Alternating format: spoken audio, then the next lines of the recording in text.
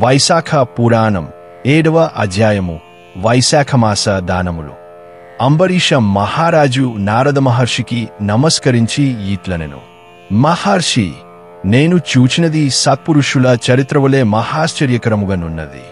ఇక్ష్వాకు మహారాజుగు హేమాంగదుడు ముక్తినందిన ధర్మమును మరింత వివరముగా తెలిసికొన గోరుచున్నాను. దయించి నాకు వివరింపగోరుచున్నాను. శృతకీర్తిని మాటలను విని శృత దేవమహాముని, నాయనా, నీవడిగినది మంచి విషయము, తప్పక చెప్పదగినది. బాగు వినుమని ఇట్లు వివరింపసాగెను. రాజర్షి శ్రీ మహావిష్ణువునకు ప్రీతికరములగు ధర్మములను వినవలయునను కోరిక యుక్తమైనది. నీ బుద్ధికి గల సదాసక్తిని తెలుపుచున్నది. ఎన్నో జన్మల పుణ్యమున్నప్పుడే శ్రీ మహావిష్ణు కథాప్రసంగము నందాసక్తి కలుగును.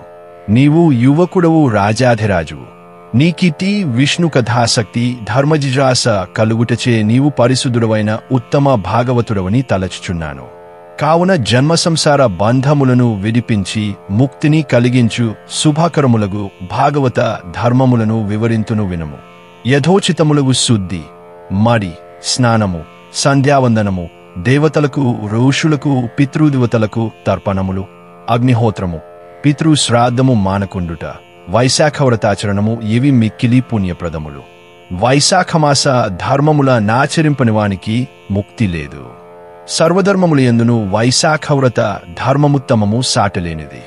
రాజులేని రాజ్య ప్రజల వలె పెక్కు ధర్మములున్నవి. కాని అవి దుంహకప్రదములు, అనగా కష్టములను కలిగించును, సుఖసాధ్యములు కావు. వైశాఖ ధర్మములు సులభములు, సువ్యవస్థితముగు రాజు పరిపాలనలోనున్న ప్రజలకు వలె సుఖశాంతి ప్రదములు. అన్ని వర్ణముల వారికి, అన్ని ఆశ్రమముల వారికి సులభములు, ఆచరణ సాధ్యములు, పుణ్యప్రదములు. నీతితో నిండిన పాత్రను ఇచ్చుట, మార్గమున చెట్ల నీడలో చలివేంద్రము నేర్పరచుట, చెప్పులను, పావుకోళ్లను దానమిచ్చుట, గొడుగును, విసనకాయలను దానమిచ్చుట, నువ్వులతో కూడిన తేనెను దానమిచ్చుట, ఆవుపాలు, పెరుగు, మజ్జిగ, నెయ్యి, వెన్న, వీనిని దానము చేయుట, ప్రయాణము చేయువారికి సౌకర్యముగా మార్గముల యందు బావులు, దిగుడు బావులు, చెరువులు త్రవ్వించుట, కొబ్బరి, చెరకు గడల రసము, కస్తూరి, వీనిని దానము చేయుట, మంచి గంధమును పూయుట, మంచము, పరుపు దానమిచ్చుట, మామిడి పండ్ల రసము, దోస పండ్ల రసము దానము చేయుట, దమనము, పుష్పములు, సాయంకాలమున గుడోదకము, పానకము, పూర్ణిమేందు పులిహోర మొదలగు చిత్రాన్నముల దానము, ప్రతిదినము దధ్యోదనము దానము చేయుట, తాంబూల దానము, చైత్ర అమావాస్య నాడు వెదురు కొమ్మల దానము ముఖ్యములు. ఆ కాలమున వచ్చు సర్వవిధములగు ఫల పుష్పములను, వివిధ వస్తువులను దానము చేయవలెను. ప్రతిదినమున సూర్యోదయమునకు ముందుగా స్నానము చేయవలయును. శ్రీ మహావిష్ణు పూజ తరువాత విష్ణు కథాశ్రవణము చేయవలయును. అభ్యంగ స్నానము వైశాఖమున చేయరాదు. ఆకులో భుజింపవలెను. ఎండలో ప్రయాణములో అలసిన వారికి విసనకయ్యతో విసరుట, సుగంధ పుష్పములతో ప్రతి దినము విష్ణు పూజ, పండ్లు, పెరుగన్నము నివేదించుట, ధూపదీపముల సేవ, గోవులకు ప్రతి దినము గడ్డిని పెట్టుట, సద్బ్రాహ్మణుల పాదములను కడిగే ఆ నీటిని తనపై జల్లుకొనుట ముఖ్య కర్తవ్యములు.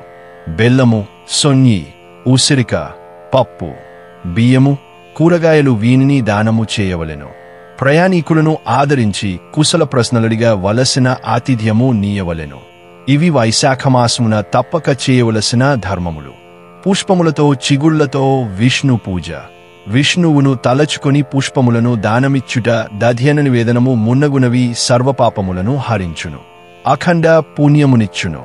పుష్పములతో శ్రీ మహావిష్ణువు నర్చింపక, విష్ణు కథాశ్రవణము చేయక వ్యర్థముగా కాలమును గడుపు స్త్రీ పతి సౌఖ్యమును, పుత్రలాభమును పొందదు. ఆమె కోరిక లేవియును తీరవు. శ్రీ మహావిష్ణువు వివిధ రూపములలో జనులను పరీక్షించుటకై పవిత్ర వైశాఖమాసమున సంచరించు సపరివారముగా మహామునులతో, సర్వదేవతలతో వచ్చి ప్రతిగృహమున నివసించును.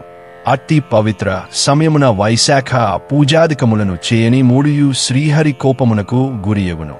రౌరవాది నరకములను పొంది రాక్షస జన్మనేదుమార్లు పొందును. ఇట్టి కష్టములు వలదనుకొన్నవారు యథాశక్తిగా వైశాఖవ్రతము నాచరించుచు ఆకలిగలవారి కన్నమును, దప్పిక కలవారికి జలమును ఈయవలెను. జలము, అన్నము సర్వప్రాణుల ప్రాణములకును ఆధారములు కదా. అట్టి దానములచే సర్వప్రాణుల యందున్న సర్వాంతర్యామియగు శ్రీ మహావిష్ణువు సంతోషించి వరములనిచ్చును. శ్రేయస్సును, సర్వసుఖ భోగములను, సంపదలను కలిగించి ముక్తినిచ్చును. జలదానము చేయనివారు పశువులై జన్మింతురు. అన్నదానము చేయనివారు పిశాచములగుచున్నారు. అన్నదానము చేయక పిశాచతమునందిన వారి కథను చెప్పుచున్నాను వినుము.